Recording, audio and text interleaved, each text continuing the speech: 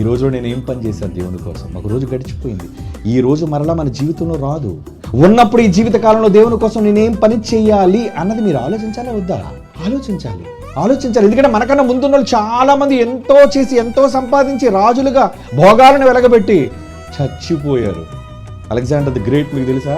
ప్రపంచాన్ని ఏలిన చక్రవర్తి. చచ్చిపోతే ఏమన్నాడంటే, ఒరే నా ఆస్థాన వైద్యులు ఎవరైతే ఉన్నారో వాళ్ళు పిల్లండి, వాళ్ళే నా పెట్టి మొయ్యాలి, నా పెట్టి, ఎందుకంటే నన్ను బతికించగలరా అని అడిగాడు.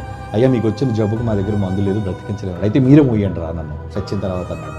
ఇకపోతే నా శవపేటికి 2 కన్నాలు పెట్టి 2 చేతులు బయట పెట్టండి రా అన్నాడు. ఎందుకు మహాప్రభు అని అడిగారు.